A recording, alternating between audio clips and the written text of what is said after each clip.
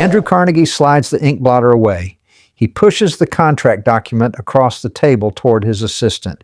He uncaps the gold pen. "Mr. Carnegie, this must stop," Bertram, the assistant, says.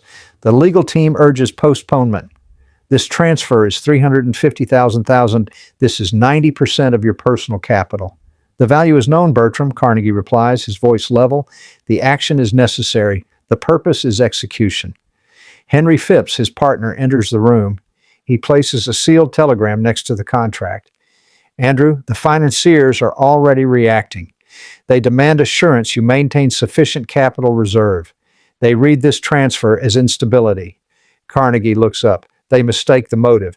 I am executing a principle. They will accept the stability of that principle." Phipps grips the table edge. "You jeopardize the credit lines of the entire enterprise. Your personal capital is the ultimate reserve. You owe loyalty to the partners who rely on that reserve." "I reject the obligation of endless accumulation," Carnegie counters. "Wealth beyond personal need is not private property. It is a public trust." Bertram intervenes, his voice thin. "Mr. Frick is positioning for influence. He will use this financial divestiture as proof of failing judgment." Carnegie sets the pen down. He stands. "Mr. Frick is predictable. My judgment is sound. The wealth accumulated beyond necessity is a moral burden." He walks to the wall, his pace slow. "I acquired this capital for a purpose. The purpose was not acquisition. The money must now be utilized." Phipps steps back. "Retain 50%, Andrew. Maintain control. If you release 90%, you surrender the power to direct its utilization." "The community will direct it, Henry, not the accumulator," Carnegie states. "The accumulator is merely a temporary steward. The stewardship ends today." He returns to the table. He uncaps the pen. Bertram looks at the document. "Sir, $350,000. This sum alone is greater than the United States military budget for this year. What personal reserve is left?" 10% is retained, Carnegie replies. "That is sufficient. The remainder is surplus and must be returned." Henry Clay Frick enters the room. His expression is hostile. "The partners view this as an abandonment of fiduciary duty. You destroy the financial confidence of the system." Carnegie keeps his pen positioned above the signature line. "I establish my moral accountability, Mr. Frick. The system will adapt." Frick walks to the table. "This is vanity, Andrew. You purchase a reputation for sainthood." "Reputation belongs to action, Mr. Frick, not to accumulation," Carnegie answers. "I am executing the idea that extreme wealth is a fault in society." Phipps steps in one last time. "If you sign this, Andrew, you will be seen as having terminated your authority within the capitalist class." Carnegie's hand moves. He signs the document in one hard final stroke. The ink settles instantly. He places the pen down. He pushes the signed contract toward the partners. The transaction is complete. The transfer of $350,000 is executed. This sum will fund over 2,500 public libraries. 90% of his wealth is gone from his control. Silence. The machine never stopped. The children did. Andrew Carnegie, age 13, stood over the belching spooling machine in the Pittsburgh cotton factory. He worked the levers, his arms stained black with oil and grime. Tom, standing beside him, coughed, the sound rattling in his chest. "Did you see Billy this morning, Andy? The new boy on the winding line? He lost the tip of his thumb to the belt." Carnegie pulled a jammed thread free, his eyes fixed on the fast-moving mechanism. "Billy was slow. The machine punishes slowness. It demands efficiency." "It demands parts," Tom mumbled.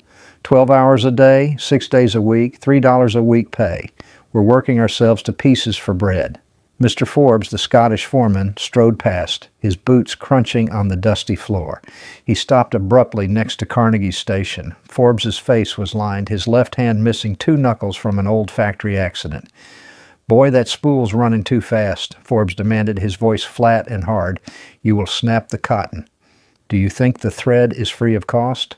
Carnegie met the foreman's gaze. "The thread is strong, Mr. Forbes. The machine operates best at this speed. The profit is generated by maximum capacity."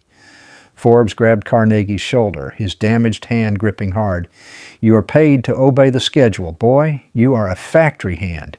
You do not calculate profit. You obey the pace set by the master." Carnegie stood rigid, his hands still on the levers. Wasted time is wasted capital, sir. The machine can do more. Forbes snatched a heavy leather strap from his belt. I decide the pace, boy, not the machine, not the boy. Your father sits home, sick, dependent on your $3, Ma. Carnegie focused on the rhythm of the machine, ignoring the strap. I refuse to slow the machine, Mr. Forbes. That delay costs my family food. I must maximize the output. Forbes raised the strap, holding it suspended. You refuse a direct order?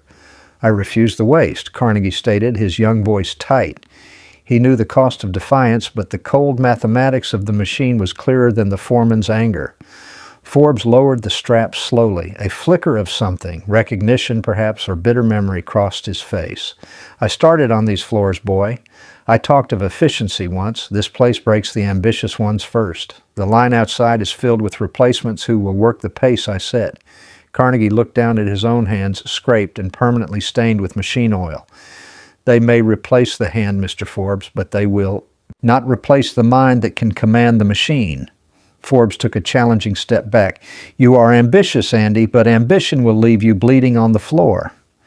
Carnegie looked around the massive, dusty room at the children moving like shadows over the machinery, coughing from the lint-filled air. He stepped back from the levers. Poverty is the worst master, Mr. Forbes, Carnegie stated, his voice quiet but intense. It uses the body and breaks the spirit. He took a slow, deliberate step back toward the machine. I will learn how the machine is owned. I will not be its slave. The room is dark and filled with the urgent click and hiss of the telegraph machine. Andrew Carnegie, age 14, operates the keys, transmitting messages across the wires. He works faster than the senior clerks. Thomas Scott, the division superintendent of the Pennsylvania Railroad, enters the telegraph office. Scott holds a coded message slip. He ignores the senior clerks and walks directly to Carnegie. Andy, the line between Altoona and Johnstown is down again, Scott states, placing the slip on the desk. The freight chief needs an immediate reroute of the cattle cars from Harrisburg. I cannot wait for confirmation from the Eastern Division. Carnegie looks at the coded slip. Sir, the rule requires confirmation from the divisional superintendent before any rerouting of livestock. The penalty for error is severe. Scott leans down, his voice low and intense. The rule is for clerks. You are better than a clerk. The cattle will spoil if we wait. You understand the network better than anyone in this room. Execute the necessary change now. Carnegie looks from the slip to the telegraph key. The other clerks watch in frozen silence. If the line is not truly down, sir, I am liable for the full cost of the delay, Carnegie states. If you are correct, the railroad saves thousands of dollars and you will be rewarded, Scott counters. Risk is the price of advancement. Do you prefer the safety of the factory floor or the power of command? Carnegie immediately picks up the key. He begins tapping out a rapid, complex sequence of letters and numbers, rerouting the Harrisburg freight line around the suspected outage point. The machine falls silent once the transmission is complete. Scott stares at Carnegie. You are bold, Andy. I gave you no written order. I gave you only a verbal instruction based on uncertain data. The certainty was in the logic of the network, sir, Carnegie replies, standing up. The time difference between the last two signals from Johnstown indicated a physical cut, not a general fault. Waiting would have guaranteed loss. Scott nods slowly. The mind that understands the logic controls the railroad. The man who follows the rule controls nothing. He retrieves the message slip. You possess more than mere speed, Andy. You possess the ability to calculate consequence against opportunity. That is the foundation of capital. Mr. Henderson, the senior telegraph operator, steps forward, breaking the silent tension. Sir, this sets a dangerous precedent. The boy violated the operational code. What if he had been wrong? Scott addresses Henderson, but his focus remains on Carnegie. If he had been wrong, Mr. Henderson, he would be dismissed. But he was correct, and he demonstrated a willingness to seize power when the central authority was blind. Scott places his hand on Carnegie's shoulder. I will not pay you more for your speed. I will pay you for your judgment. That is the difference between a wage and an investment. Carnegie watches Henderson retreat to his station, defeated. He looks at Scott. What must I study to understand this capital, sir? Carnegie asks. I see the movement of the trains, but I do not see the movement of the money that controls them. Scott smiles, a rare event. You are not studying the trains, Andy. You are studying the debt. You must learn how money earns money without lifting a hammer. That is the true engine of the world. Scott pulls a key from his pocket and hands it to Carnegie. You are no longer a clerk. You are now my personal secretary.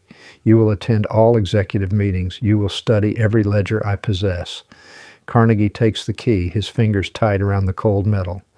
The greatest barrier to fortune is not effort, Andy, Scott says, turning toward the door. It is the fear of risk. The money is earned outside the rules.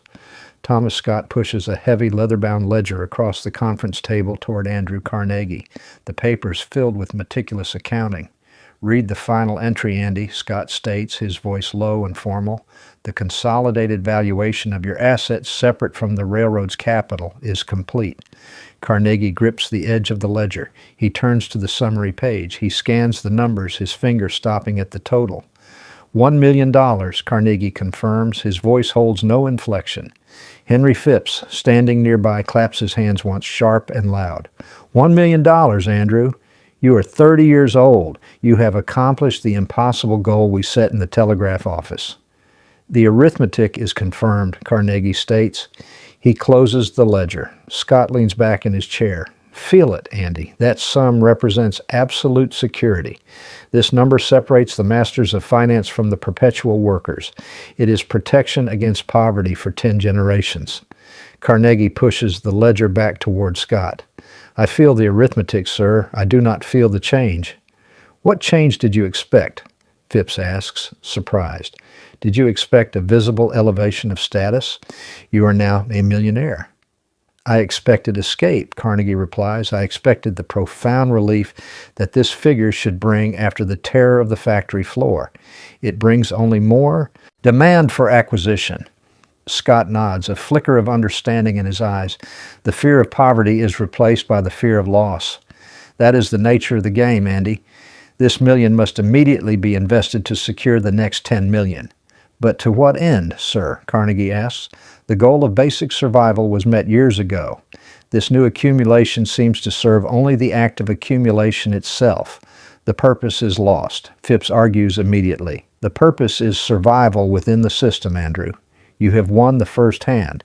Now you must play for the house. If you stop now, the market will consume your reserves. The market will not consume the idea, Carnegie counters. The idea that the highest purpose is to escape dependence was fulfilled by the first 100,000. The subsequent money is surplus. Scott leans forward, his arms resting on the table. You must be ruthless now, Andy. You must not sentimentalize the capital. The time for reflection is over. The time for expansion is now. We must move this money into steel. Carnegie looks at the ledger. I will move the money into steel. I will move the money into industry that benefits the nation, but I will not pursue wealth solely for the sake of wealth. He stands up looking down at his partners. I will spend this first million to make the next 9 million, yes, but after that the commitment must change. The man who dies rich after this point is a man who has failed. Scott ignores the philosophical statement. The commitment is to the investment, Andy. We buy the patents. We acquire the land. We control the output. We will control the output, Carnegie agrees. We will build the essential infrastructure of the nation. But the ultimate purpose of this great industry must be redefined. He places his hand flat on the ledger, claiming the total without celebrating it. The achievement of the million is a consequence, not a victory. The true victory must lie elsewhere. Henry Clay Frick pushes a detailed ledger across the massive table toward Andrew Carnegie. The cover is embossed with the insignia of the Steel Corporation. The accounting is finished, Andrew, Frick states, his voice hard. This quarter sets a new industry record, $10 million net profit. We have secured global dominance. Carnegie taps the ledger with a single finger. The financial efficiency is confirmed. At what cost was this specific record achieved, Frick? Frick ignores the question. The union leadership threatened a slowdown. We preempted them. We imposed a 20% wage reduction and extended the shifts by 2 hours. We cannot compete with foreign steel producers while adhering to their sentimental demands. Henry Phipps looks away from the table. The internal reports from the mills are severe, Andrew. 3 serious avoidable injuries were logged in the last 2 days. The pace Frick demands is physically unsustainable for the workers. Frick dismisses the complaint with a gesture. The pace is competitive. The union must be crushed before their demands threaten our global market share. The labor force is a commodity whose price must be minimized. Carnegie stands up, his gaze fixed on Frick. I established this company to build the necessary infrastructure of the nation. I did not establish it to break the backs of the men who lay the rail. The working man must be an ally of the capital, not its victim. Your philosophy of philanthropy contradicts the reality of the mill floor, Andrew, Frick counters, stepping closer. The market does not reward sentiment. It rewards ruthless output. That is the only rule of competition. Then the reality of the mill floor must be immediately altered, Carnegie insists. I will not have the name of this enterprise defined by perpetual carnage. I demand the reversal of the wage reduction, Phipps interrupts. You are attempting to micromanage operations from a distance, Andrew. Frick is on the ground. He has achieved the profit you publicly demanded from the industry. I demanded industrial dominance, Henry, not brutality. Carnegie corrects. The profit must be administered for the public good, but first it must be acquired cleanly. Frick places a small, damp telegram on the table next to the ledger. Cleanly acquired profit is an illusion. The Bessemer furnaces demand continuous operation. He points to the telegram as a fire broke out in the number 2 converter an hour ago. Due to the extended shift, a supervisor, Kovacs, failed to check the pressure valve on time. The explosion cost us $5,000 in repairs. Carnegie leans down, staring at the telegram. And the cost to the man, Frick? Kovacs is dead, Frick states, his voice factual. He was replaced within the hour by an immigrant from the waiting line. The repair team is already working. The furnace is running at 70% capacity. Carnegie straightens, his voice cold. You dismiss a human life as a repair cost. You have turned my enterprise into a killing machine that feeds its own expansion. Frick leans over the ledger. I have turned your enterprise into the largest steel producer in the world. The cost of that dominance is calculated in both flesh and currency. I calculate both efficiently. Carnegie pushes the ledger away. The money is tainted. This quarter's $10 million is a debt against my soul. Phipps places his hands over the ledger, protecting the accounts. The market will not accept your moral accounting, Andrew. It accepts the cash balance. This profit is the foundation of your charity work. The foundation will not stand on blood money, Carnegie states. The methods of the factory floor are now destroying the purpose of my life. This brutality must cease. I demand an immediate reversal of the extended hours and a safety. Review within 48 hours. Frick stares at him, refusing to yield the ground. I will not yield the advantage we have secured. The profit margin is non-negotiable. Carnegie turns his back to the table. Then the terms of our partnership are now non-negotiable. The capital is mine. I will dictate the terms of its generation. Andrew Carnegie slides the massive profit ledger away from his desk. The book shows a $10 million net profit for the quarter. The number is enormous, sitting heavily on the paper. Margaret Carnegie, his mother, stands nearby. She holds a copy of a recently circulated essay draft he wrote. She speaks, I have read this new essay, Andrew. You state here, the man of wealth has a solemn duty. The proper administration of wealth is the highest form of duty. He replies, that is the conclusion, Mother. Wealth must be administered for the public good, not hoarded. She asks, what of the wealth acquired this last quarter? The profit is enormous, but the telegram stated that worker Kovacs died due to the extended hours. He stands up. He walks away from the desk. He says, the loss of the worker Kovacs was a failure of immediate supervision. It was an operational fault. It was not a failure of the overall enterprise structure. She insists. The enterprise structure demands the extended shifts. The enterprise demands wage reduction. The enterprise demands that profit is secured regardless of the human cost. The profit and the death are linked. He walks back to the desk. He slams his hand on the ledger cover. He says, The money is accumulating too quickly, Mother. It piles up faster than I can find places to disperse it. The wealth is a flood, and I cannot stop the dam from overflowing. She challenges him. Then you have built the industry too large. You wrote in your journal that accumulation was not the highest goal. What is the highest goal now? He picks up his pen. He says, the highest goal is to prove that the wealthy man is simply an agent. He must not die possessing this surplus. He must be a public distributor. She questions. You discuss the dying rich man. I discuss the living industrialist. The living industrialist is consuming men's lives to achieve his surplus. The two actions cannot be balanced. He opens a fresh notebook. He uncaps the pen. He states, then the entire system must be fundamentally altered. The purpose of my life cannot be defined by the size of this ledger. The true failure is in hoarding the money. He begins to write the heading for his new doctrine. He speaks the words aloud as he commits them to paper. I will establish the doctrine. The rich man must provide the means of advancement for those who lack it. He must build the ladder of opportunity for the worker. She asks about consequence. And the consequence, if he fails this duty? He signs the first line of his manifesto. He sees, the man who dies, rich dies, disgraced. He closes the notebook briefly. He looks directly at the closed ledger. He states, this capital must be treated as public funds. The possessor is the temporary agent.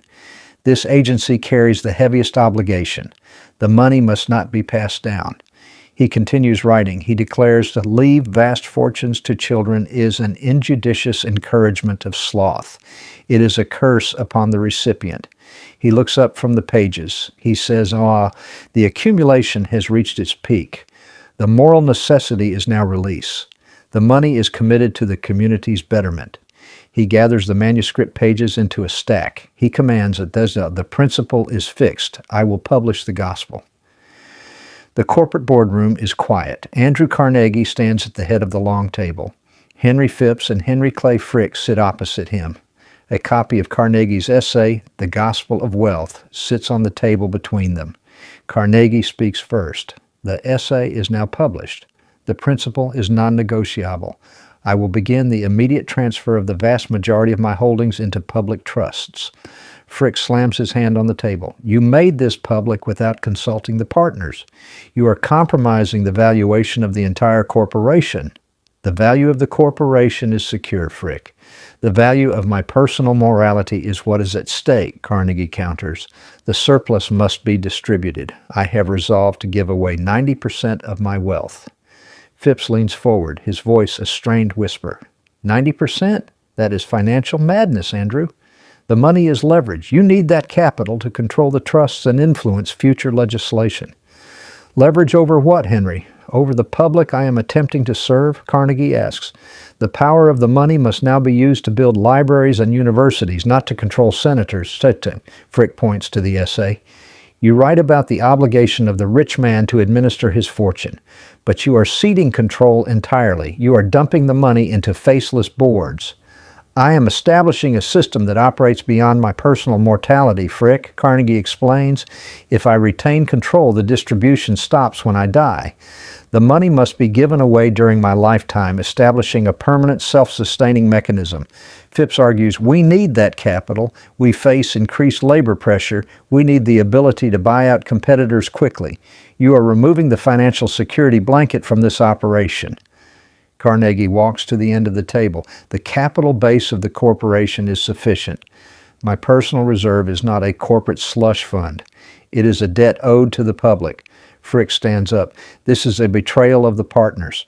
We built this fortune under the assumption that we had a united front of capital. You are unilaterally dissolving that front. The partnership was in the acquisition, Frick, not in the hoarding.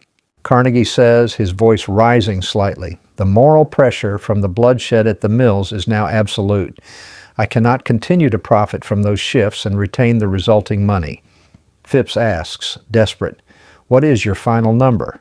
Give 50% now. Hold the remaining 40% in liquid assets for 5 years. Do not destroy the entire reserve in one stroke. Carnegie looks at the two men. The number is 90%. The decision is final. I will not die a man who failed his stated moral duty. Frick speaks with cold fury. You are sacrificing the business to build a monument to yourself. You are throwing away real power for historical vanity. Carnegie returns to the head of the table. He pushes the copy of the Gospel of Wealth toward Frick. The power to choose the higher duty is the only power worth having, Frick. You focus only on the balance sheet. I focus on the moral ledger. He pushes a document detailing the transfer to his lawyers. The instructions are immediate. 90% of my personal fortune is now irrevocably committed to the public trusts. The large public hall in Philadelphia is filled with delegates from the newly established trusts. Andrew Carnegie stands on the stage holding the final executed deed of gift.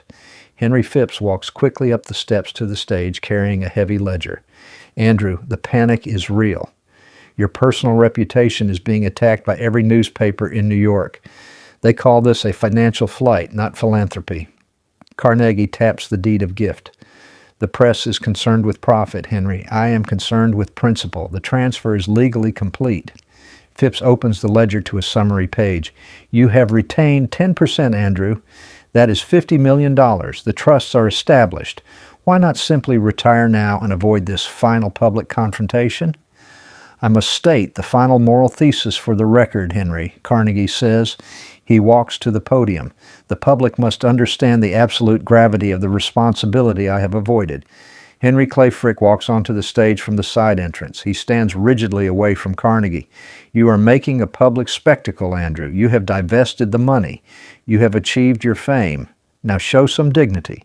Dignity, Frick, is reserved for the purpose of the action, not the accumulation, Carnegie states, turning toward the audience. My purpose is to teach the next generation of wealth accumulators that their surplus is not theirs. Frick speaks loudly, addressing the hall without a microphone. The partners who built the corporation are now viewed as greedy men because of your moral posturing. You have betrayed the entire capitalist class by defining our achievement as a moral failure. Carnegie faces Frick directly. The capitalist class must learn that accumulation is merely the necessary first step. If the accumulator stops there, he is a moral criminal. Phipps tries to pull Carnegie away from the podium. Andrew, your family fears this statement will incite public unrest against private fortunes. Please speak of education, speak of libraries, do not speak of disgrace. Carnegie removes his arm from Phipps's grasp. He steps up to the microphone. The hall falls into absolute silence. I speak now to the ultimate obligation of the man of wealth. Carnegie begins, his voice carrying clearly across the room. He must spend his accumulated surplus during his lifetime. He must administer the wealth for the community's benefit. He grips the edges of the podium. To fail this obligation is to commit the highest form of social trespass. He pauses, allowing the words to settle. The fortune must be a burden while the man lives, and it must be a blessing to the world when he departs. Frick turns his back on Carnegie, walking toward the exit. Carnegie speaks his final decree, his voice rising in intensity.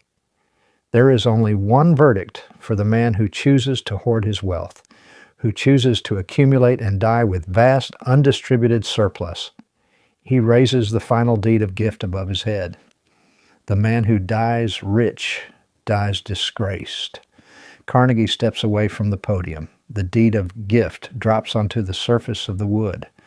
The room remains in absolute silence, the shock of the final verdict heavy in the air.